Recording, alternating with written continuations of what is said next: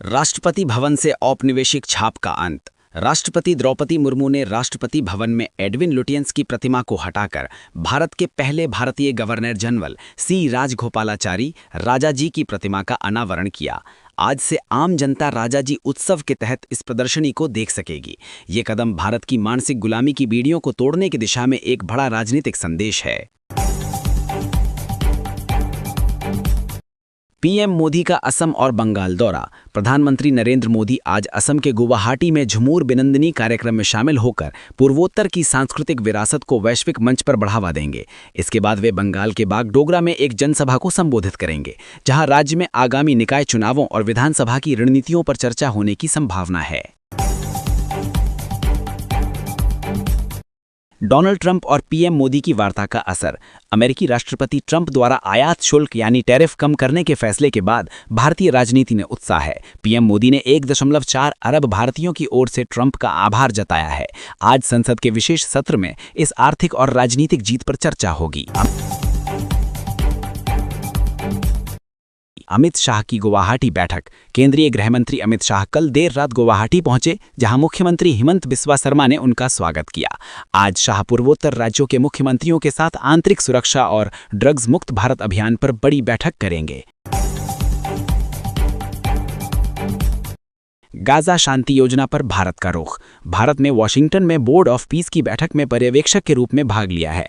भारत ने ट्रंप की गाजा शांति योजना का समर्थन किया है, जो अंतर्राष्ट्रीय कूटनीति में भारत की बढ़ती भूमिका को दर्शाता है। विपक्ष इस मुद्दे पर सरकार से संसद में स्पष्टीकरण मांग सकता है।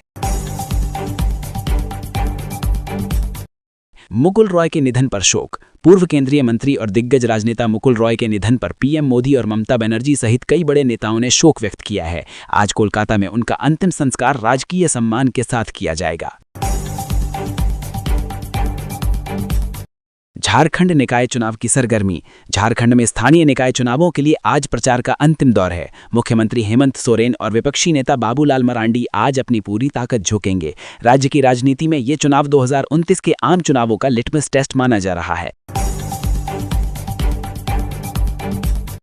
एआई समिट पर राजनीतिक बहस। दिल्ली में चल रहे एआई इम्पैक्ट समिट में विपक्षी नेताओं ने डेटा गोपनीयता को लेकर चिंता जताई है। वहीं सरकार का कहना है कि एआई से प्रशासन में पारदर्शिता आएगी और भ्रष्टाचार खत्म होगा। दिल्ली पुलिस की बड़ी कार्रवाई। दिल्ली पुलिस ने सोशल मीडिया पर प्रो टेरर पोस्ट करने के आरोप में 6 बांग्लादेशी नागरिकों को गिरफ्तार किया है। इस मुद्दे पर आज संसद में सुरक्षा को लेकर विपक्ष और सत्ता पक्ष के बीच तीखी बहस होने के आसार हैं। संसदीय मैत्री समूहों का गठन। लोकसभा अध्यक्ष ओम बिरला ने दुनिया के 60 से अधिक देशों के साथ संसदीय मैत्री समूह का गठन किया है। इसका उद्देश्य भारत के लोकतांत्रिक मूल्यों को वैश्विक स्तर पर साझा करना और विधायी संबंधों को मजबूत करना है।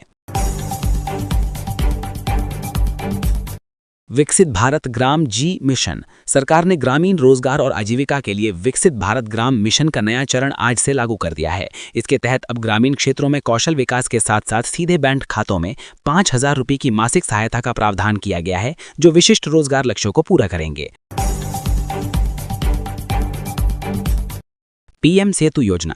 अपग्रेडेड आईटीआई के माध्यम से युवाओं की कौशल सक्षमता और रोजगार क्षमता बढ़ाने वाली पीएम सेतु योजना के लिए बजट में 8,000 करोड़ रुपए का अतिरिक्त आवंटन किया गया है। आज से नए प्रशिक्षण केंद्रों के लिए ऑनलाइन रजिस्ट्रेशन शुरू हो रहे हैं। महात्मा गांधी ग्राम स्वराज योजना। खादी और हथकरघा बुनकरों के लिए इस नई योजना के तहत बुनकरों को विश्व स्तरीय डिजाइनिंग की ट्रेनिंग दी जाएगी। सरकार का लक्ष्य खादी को एक प्रीमियम ग्लोबल ब्रांड बनाना है। बायोफार्मा शक्ति योजना। भारत को दवाओं के कच्चे माल यानी एपीआई के मामले में आत्मनिर्भर बनाने के लिए 10,000 करोड़ रुपए की बायोफार्मा शक्ति योजना का कार्यान्वयन आज से शुरू हो गया है। इसके तहत देश भर में 1,000 क्लिनिकल ट्रायल नेटवर्क स्थापित किए जाएंगे।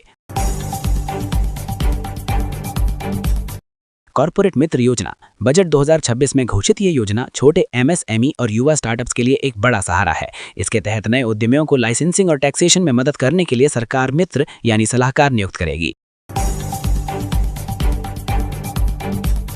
लखपति दीदी योजना का विस्तार। सरकार ने लखपति दीदी योजना के तहत शी मार्ट्स बनाने का निर्णय लिया है। आज से महिला स्वयं सहायता समूहों को ड्रोन चलाने और कृषि तकनीक सिखाने के लिए नए केंद्रों का उद्घाटन किया जाएगा। पीएम किसान 22वीं किश्त का अपडेट 24 फरवरी यानी आज की तारीख पीएम किसान सम्मान निधि के लाभार्थियों के लिए महत्वपूर्ण है। सूत्रों के अनुसार सरकार होली से पहले 12 करोड़ से अधिक किसानों के खातों में 22वीं किश्त के 2000 रुपए भेजने की तकनीकी प्रक्रिया आज से शुरू कर रही है। सेमीकंडक्टर मिशन का नया चरण। भारत अब सिर्फ चिप असेंबल नहीं करेगा बल्कि खुद डिजाइन भी करेगा। सरकार ने सेमीकंडक्टर डिजाइन लिंक्ड इंसेंटिव योजना के तहत 20 नए स्टार्टअप्स को आज वित्तीय मंजूरी दी है। संशोधित भारत नेट प्रक्रिया। डिजिटल इंडिया निधि और आंध्र प्रदेश सरकार के बीच भारत नेट के त्वरित क्रियान्वयन के लिए आज एक समझौता ज्ञापन पर हस्ताक्षर किए गए हैं। इससे देश के सुदूर गांवों तक 100 MBPS की इंटरनेट स्पीड पहुंचना सुनिश्चित होगा। कोकोनट प्रोत्साहन योजना। केंद्र सरकार ने नारियल की खेती करने वाले 1 करोड़ किसानों की मदद के लिए कोकोनट प्रोत्साहन योजना का दायरा बढ़ा दिया है। अब प्रोसेसिंग यूनिट लगाने के लिए किसानों को 50% तक की सब्सिडी दी जाएगी।